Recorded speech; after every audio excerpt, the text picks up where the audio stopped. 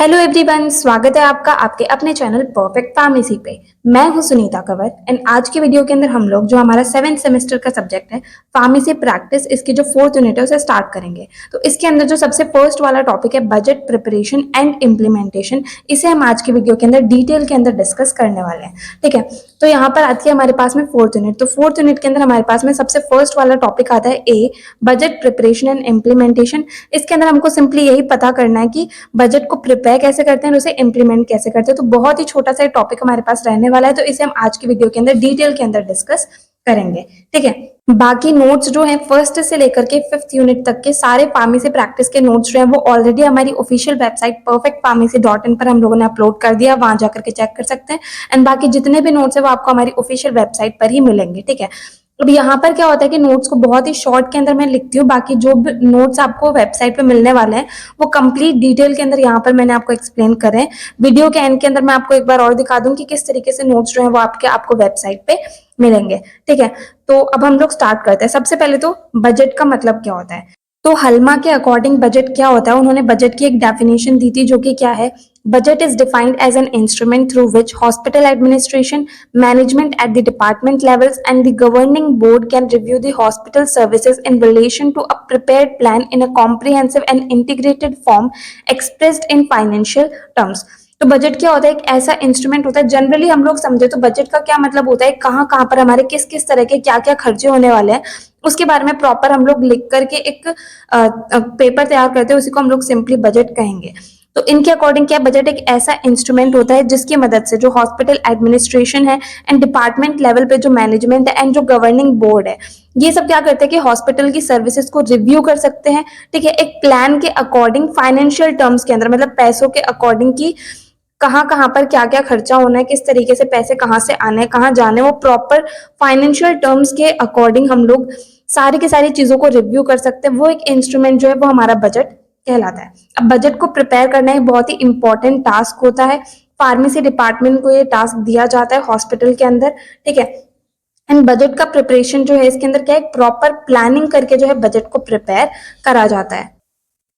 तो अब जैसे बजट को अगर हम प्रिपेयर कर लेते हैं तो बजट क्या करता है कि प्रॉपर खर्चा वगैरह कहाँ होना है वो सारी चीजें अच्छे से बता देता है। उससे की मदद से क्या होता है कि हमें किस तरीके से प्रॉफिट जो है वो मिल पाएंगे, वो चीज भी हम लोग को पता चल जाती है।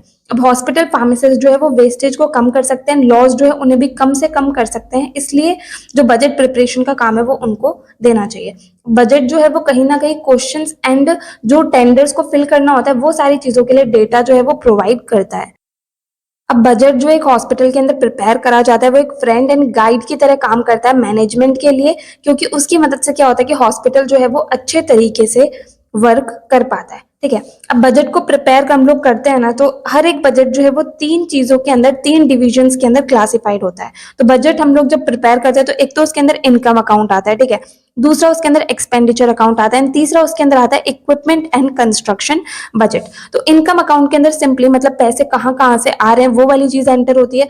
एक्सपेंडिचर अकाउंट के अंदर कहाँ कहाँ हमारा खर्चा होने वाला है, and equipment and construction budget के अंदर मतलब इक्विपमेंट एंड कंस्ट्रक्शन, इन सब चीजों के ऊपर क्या खर्चा होने वाला है वो सारी चीजें जो है इसके अंदर आती है। तो सबसे पहले हम लोग बात करें इनकम अकाउंट की। ठीक है, तो इनकम अकाउंट के अंदर क्या होता है कि मतलब कहाँ कहाँ से इनकम हो रही है, फार्मासिस्ट के पास में कहाँ कहाँ से पैसे जो है वो आ रहे हैं, वो वाली चीज इनकम अकाउंट के अंदर आ जाती है। अब बजट को हम लोग प्रिपेयर करें तो इनकम को हम लोग किस तरीके से कैलकुलेट कर सकते हैं, हमें उसके लिए daily, weekly, monthly and annual हर तरीके से रिकॉर्ड को मेंटेन करना चाहिए। मतलब डेली भी सारी एंट्रीज करनी चाहिए, फिर वीकली एक बार उसे अच्छे से चेक करना चाहिए, मंथली भी अच्छे से उसे मतलब एनालाइज करना चाहिए, मंथ की एंट्री अलग करनी चाहिए, एनुअल रिकॉर्ड्स जो है वो भी हम लोग को प्रॉपर मेंटेन करके रखने चाहिए। उसी के हिसाब से जो हम लोग आराम से जो इनकम अकाउंट है उसे मेंटेन कर सकते हैं, एनालाइज कर सकते हैं। अब जनरली जो इनकम आती है वो कहाँ से आती है, जो drugs in patients and out patients उनको सेल करी जाती है मेनली, वहां से जो है सारी इनकम वो होती है। ठीक है, अब जो इनकम है वो टाइप ऑफ पेशेंट के ऊपर डिपेंड करती है। हमारे पास पेशेंट अलग अलग तरह के हो सकते हैं, जैसे ऐसे पेशेंट जो कि फुल पेमेंट दे करके जा रहे हैं, ठीक है, जो भी उन्होंने मतलब चीजें खरीदी हैं, जो भी चीजें यूज करी उसका फुल पेमेंट वो दे करके जा रहे हैं। सेकंड आते हैं जो पार्शियल पेमेंट दे रहे हैं, मतलब कुछ अमाउंट जो है पेमेंट का वो दे करके अभी जा रहे हैं। कुछ ऐसे होते हैं जो बिल्कुल भी पेमेंट नहीं करे, एंड कुछ एम्प्लॉयज होते हैं हॉस्पिटल के, अगर वो ट्रीटमेंट वगैरह दवाई वगैरह खरीद रहे हैं तो वो भी अपने हिसाब से पे करते हैं, या फिर वो बोलते हैं कि हमारी सैलरी में से आप इसे काट सकते हैं। तो इस तरीके से जो है ये हमारे पास अलग अलग टाइप के पेशेंट्स होते हैं, ठीक है। अब इनकम जो है, ठीक है, उसे अच्छे से एनालाइज करने के लिए, उसका कंप्लीट डिटेल स्टैटिस्टिकल डेटा हमारे पास आए, तो उसके लिए हम लोग कुछ स्टेप्स जो है वो फॉलो कर सकते हैं, ठीक है। पहला तो हम लोग ये चीज ध्यान रखेंगे कि कितने नंबर ऑफ प्रिस्क्रिप्शन जो है वो हर एक कैटेगरी, मतलब जो टाइप ऑफ पेशेंट हम लोगों ने देखे, ठीक है, तो हर एक कैटेगरी के अंदर कितने नंबर ऑफ प्रिस्क्रिप्शन जो है वो डेली हम लोग को मिल रहे हैं, ठीक है। अब उनमें से कितने टोटल नंबर ऑफ प्रिस्क्रिप्शन की डिस्पेंसिंग करी गई है, देन जो भी लोग काम कर रहे हैं वो कितनी घंटों के लिए काम कर रहे हैं, उसके बाद में मेडिकेशन कॉस्ट क्या रहेगी per prescription, then medication cost patient की क्या रहेगी पर डे की, then medication cost per clinic visit क्या रहेगी, and then average drug cost क्या रहेगी पर प्रिस्क्रिप्शन के लिए। ये सारी की सारी चीजें जो है, ये स्टेप्स हम लोग को फॉलो करने होते हैं, जिससे कि हमें प्रॉपर स्टैटिस्टिकल डेटा जो है डिटेल के अंदर मिल जाए, ठीक है। तो इस तरीके से हम लोग इनकम अकाउंट जो है उसे प्रिपेयर करते हैं। उसके बाद में आता है एक्सपेंडिचर अकाउंट। तो एक्सपेंडिचर अकाउंट सिंपली क्या होगा कि खर्चे वगैरह जो है वो कहाँ कहाँ पर हो रहे हैं। तो एक्सपेंडिचर अकाउंट जो है फिक्स्ड एक्सपेंस होते हैं, मतलब ये चीजें क्या होती है, फिक्स्ड होती है, पहले से डिसाइडेड होती है, ठीक है। अब जो एक्सपेंडिचर अकाउंट होता है ना, ये भी कुछ अलग अलग क्लासेस के अंदर अलग अलग एक्सपेंसेस के अंदर कैटेगराइज रहता है। जैसे इसके अंदर एडमिनिस्ट्रेशन के एक्सपेंसेस आते हैं, ठीक है। उसके बाद में जो भी प्रोफेशनल केयर है उसके कुछ एक्सपेंसेस आते हैं, देन आउट पेशेंट के लिए कुछ एक्सपेंसेस आते हैं, देन इमरजेंसी एक्सपेंसेस आते हैं, देन कुछ मिसलेनियस मतलब कुछ एक्स्ट्रा एक्सपेंस जो हो जाते हैं, वो सारी चीजें इसके अंदर आती है, ठीक है। अब जो एक्सपेंडिचर अकाउंट होता है ना, ये भी अलग अलग क्लासेस के अंदर हम लोग क्लासिफाई करते हैं, इसके अंदर एंट्री करते हैं। तो इसके अंदर सबसे पहला हमारे पास आता है सैलरीज एंड वेजेस। तो इसके अंदर क्या आता है, फार्मासिस्ट की जो भी सैलरी होती है, जो भी उनके वेजेस होते हैं, देन जो असिस्टेंट होते हैं, जो क्लर्क होते हैं, उन सबके जो भी सैलरी वगैरह होती है वो इसके अंदर मेंशन करी जाती है। अब सैलरीज एंड वेजेस जो होते हैं, कुछ परमानेंट स्टाफ जो कि फुल टाइम होते हैं, ठीक है, जो कि पोजीशन फिल्ड होती है। दूसरी तरफ परमानेंट स्टाफ जो कि पार्ट टाइम काम करते हैं, जो पोजीशन वैकेंट है। उसके बाद में टेम्पररी स्टाफ जिनकी पोजीशन फिल है अभी, देन प्रपोज न्यू पोस्ट जो है, and then overtime payment की जो भी रिक्वेस्ट होती है। ये सारी की सारी चीजें जो है वो सैलरीज एंड वेजेस के अंदर हमारे पास हमें रिकॉर्ड करनी होती है। दूसरा आता है सप्लाईज एंड मटेरियल्स। तो सप्लाईज एंड मटेरियल्स इसके अंदर क्या है कि जो भी सामान वगैरह जो खरीदने होते हैं टाइम टू टाइम रेगुलरली, तो वो सारी चीजें जो है वो एक जगह पर मेंशन करके रखी जाती है कि हमारे पास उसमें क्या क्या खर्चा जो है वो होने वाला है। देन नेक्स्ट इसके अंदर कैटेगरी आएगी ड्रग्स एंड फार्मास्यूटिकल्स। तो इसके अंदर क्या है, पहला तो प्रिस्क्रिप्शन के ऊपर जो भी खर्चा हो रहा है, दूसरा आउट पेशेंट के ऊपर जो भी खर्चा हो रहा है, इमरजेंसी पेशेंट्स के ऊपर, एंड जो अलग अलग डिपार्टमेंट्स है उनके अंदर ड्रग्स एंड फार्मास्यूटिकल्स के ऊपर क्या क्या खर्चा हो रहा है, किस तरीके का खर्चा रहता है, तो वो सारी चीजें जो है वो इस कैटेगरी के अंदर आती है। नेक्स्ट आता है परचेज एक्सपेंस। तो परचेज एक्सपेंस के अंदर क्या आएगा कि मतलब कोई चीज हमारे पास फार्मेसी के अंदर अवेलेबल नहीं है, कोई ड्रग हो गया, कोई फार्मास्यूटिकल हो गया, हमारे पास फार्मेसी पे अवेलेबल नहीं है, तो हम बाहर से लेकर के आ रहे हैं, तो उसके भी जो भी खर्चे हैं वो एक अलग जगह पे मेंशन रहने चाहिए। नेक्स्ट आता है मिसलेनियस एक्सपेंसेस एंड सप्लाईज।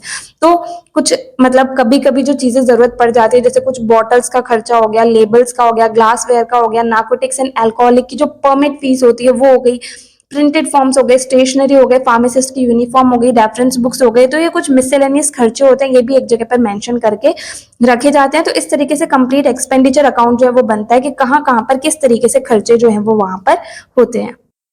अब लास्ट जो बजट के अंदर हमारे पास में एक डिवीजन रह जाता है, जैसे इनकम अकाउंट हो गया, एक्सपेंडिचर अकाउंट हो गया, एंड देन आता है इक्विपमेंट एंड कंस्ट्रक्शन बजट। मतलब इक्विपमेंट के ऊपर एंड कंस्ट्रक्शन के ऊपर जो भी खर्चा वगैरह होता है वो इसके अंदर आ जाता है। तो हॉस्पिटल के अंदर हमेशा एक सेपरेट बजट जो है वो बनाया जाता है इक्विपमेंट्स एंड कंस्ट्रक्शन के लिए, ठीक है, क्योंकि इसमें भी टाइम टू टाइम खर्चा होता ही है। अब इसके अंदर भी दो तरह की चीजें हमारे पास में हो सकती है। एक तो आते हैं प्रोफेशनल इक्विपमेंट्स, जैसे कि बैलेंस हो गए, कैबिनेट्स हो गए, वाटर डिस्टिलेशन स्टिल्स हो गए, मिक्सिंग टैंक्स हो गए, स्टरर हो गए, मेटेलिक फिल्टर्स हो गए।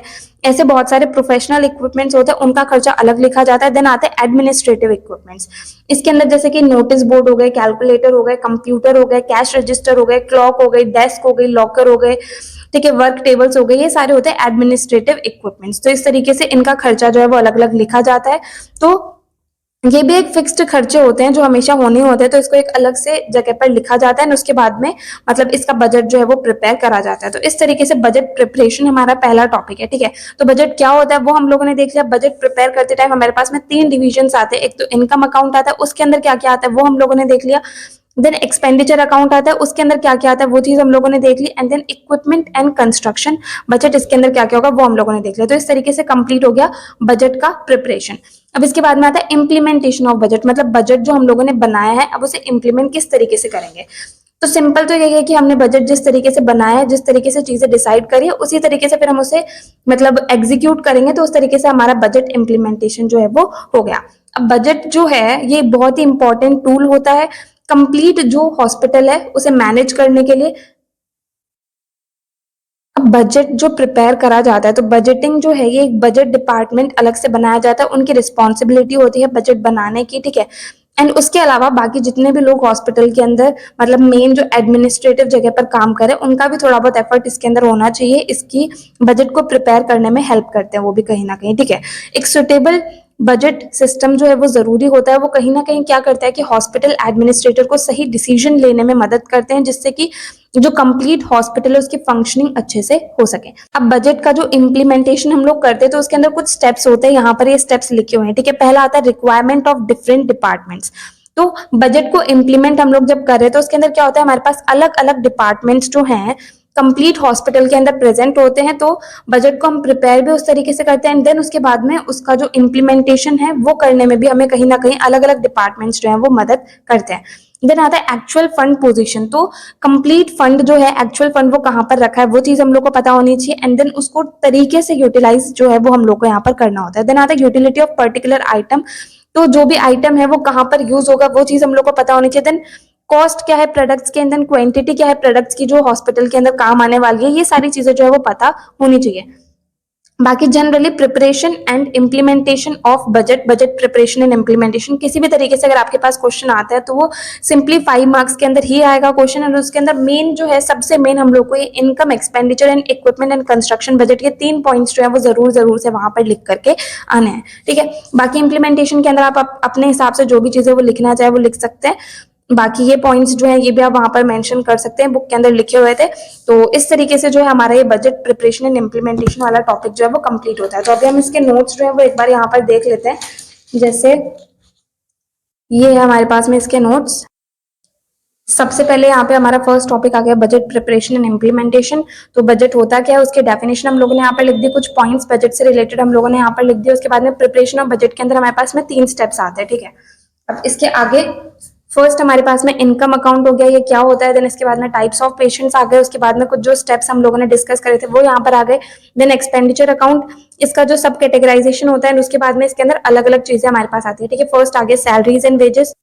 देन सैलरीज एंड वेजेस जो है वो अलग अलग लोगों के लिए दिए जाते हैं। उसके बाद में सप्लाईज एंड मटेरियल्स आ गए, ड्रग्स एंड फार्मास्यूटिकल्स आ गए। देन परचेज के एक्सपेंसेस आ गए, मिसलेनियस सप्लाईज एंड एक्सपेंसेस आ गए। उसके बाद में इक्विपमेंट एंड कंस्ट्रक्शन बजट हो गया, इसके अंदर प्रोफेशनल इक्विपमेंट्स आ गए, एडमिनिस्ट्रेटिव इक्विपमेंट्स आ गए। लास्ट आता है इम्प्लीमेंटेशन ऑफ बजट। तो इसके बारे में यहाँ पर आ गया। कुछ बजट इम्प्लीमेंटेशन के अंदर कुछ स्टेप्स आते हैं, वो स्टेप्स यहाँ पर लिख दिए, ठीक है। तो इस तरीके से नोट्स जो है वो आपको कंप्लीटली डिटेल के अंदर मिलेंगे हर एक टॉपिक के। यहाँ पर मैं बिल्कुल शॉर्ट्स के अंदर लिखती हूँ क्योंकि पहले नोट्स लिखे हैं, तो यहाँ पर मुझे सिर्फ आपको एक्सप्लेन करने के लिए लिखना होता है। तो यहाँ पर बहुत ही शॉर्ट के अंदर पॉइंट्स में यहाँ पर लिखती हूँ। बाकी नोट्स के अंदर जो भी पॉइंट्स लिखे हुए हैं वो सबके सब आपको यहाँ पर डिटेल के अंदर एक्सप्लेन कर दिए जाते हैं। तो अगर आप नोट्स नहीं भी डाउनलोड करना चाहते तो यहाँ पर जो भी चीजें बोली जा रही है ना, बस उससे आप लोग नोट्स आराम से बना सकते हैं, ठीक है। तो नोट्स आपको हमारी ऑफिशियल वेबसाइट पर मिल ही जाएंगे एंड जल्दी से जल्दी हम लोग ये वाला सब्जेक्ट कंप्लीट करेंगे और उसके बाद में देखते हैं बाकी कोई दूसरा सब्जेक्ट जो है वो 7th सेमेस्टर का स्टार्ट करेंगे। तो अगर आपको इस वीडियो के अंदर कहीं भी कोई भी डाउट है वो आप कमेंट सेक्शन में पूछ सकते हैं। अगर नेक्स्ट वीडियो आप किसी पर्टिकुलर टॉपिक पे चाहते हैं तो भी आप कमेंट सेक्शन में बता सकते हैं। एंड अगर आपको वीडियो हेल्पफुल लगी तो प्लीज आप इस वीडियो को लाइक करना, अपने फ्रेंड्स के साथ भी शेयर करना और चैनल को सब्सक्राइब करना। थैंक यू सो मच इस वीडियो को एंड तक देखने के लिए एंड चैनल को सपोर्ट करने के लिए।